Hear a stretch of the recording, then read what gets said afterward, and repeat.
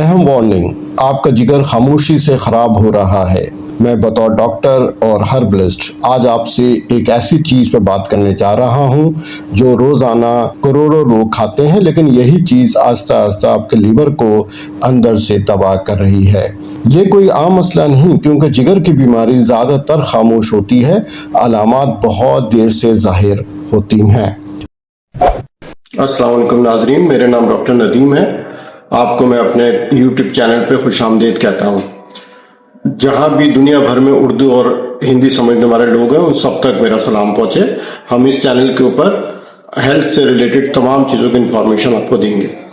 आपसे गुजारिश है कि अगर आपने इस चैनल को सब्सक्राइब नहीं किया तो इस चैनल को सब्सक्राइब कर लें और दूसरे लोगों तक शेयर भी करें, ताकि ये मालूमाती इंफॉर्मेशन वीडियो उन तक भी पहुँच जाए और इससे वो फ़ायदा उठा सकें।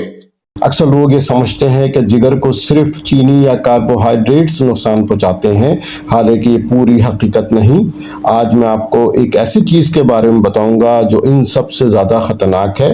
जिगर के बारे में एक बड़ा गलत अकीदा ये है कि अगर जिगर एक बार ख़राब हो जाए तो वो कभी ठीक नहीं होता।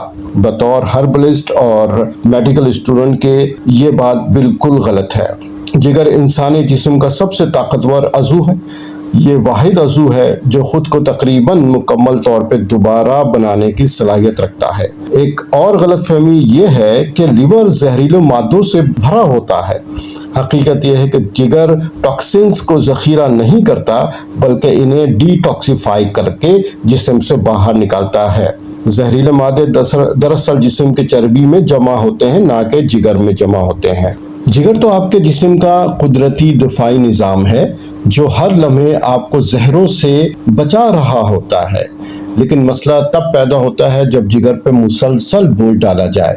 जब जिगर में स्कार टिश्यूज बनना शुरू हो जाएं, जिसे मेडिकल ज़बान में सिरोसिस कहते हैं, तो जिगर के कैंसर का खतरा कई गुना बढ़ जाता है।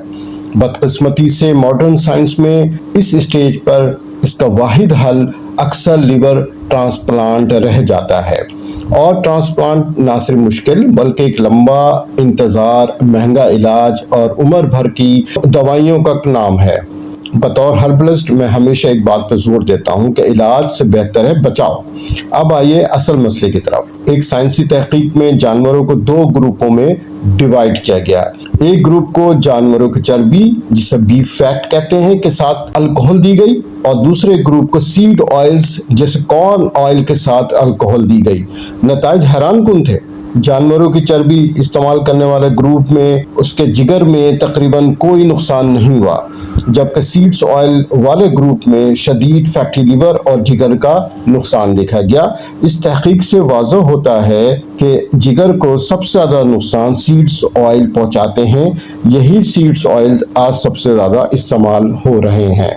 ये ऑयल्स जिस्म में शदीद सोजिश पैदा करते हैं, जिसे मेडिकल ज़बान में इन्फ्लामेशन कहा जाता है। इन ऑयल्स की तैयारी का तरीका भी इंतहाई ख़तरनाक है। बोतलों पर सब्जियों की तस्वीरें होती हैं, लेकिन हकीकत में ये खालिस इंडस्ट्रियल प्रोसेस के ज़रिए बने होते हैं। इन ऑयल्स में एक केमिकल पाया जाता है जिसे ल्यूनिक एसिड कहते हैं।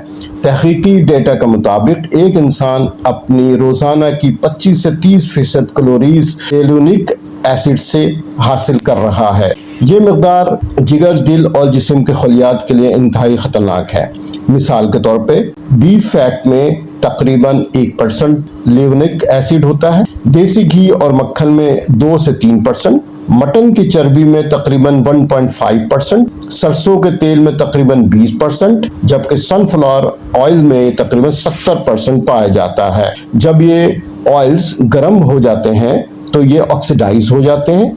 ये ऑक्सीडाइज तेल जिस्म में फ्री रेडिकल्स पैदा करता है जो खलियात को जंग की तरह नुकसान पहुंचाते हैं। यही अमल फैटी लिवर, शुगर, वजन बढ़ना, हार्मोन के मसाइल की बुनियाद बनता है।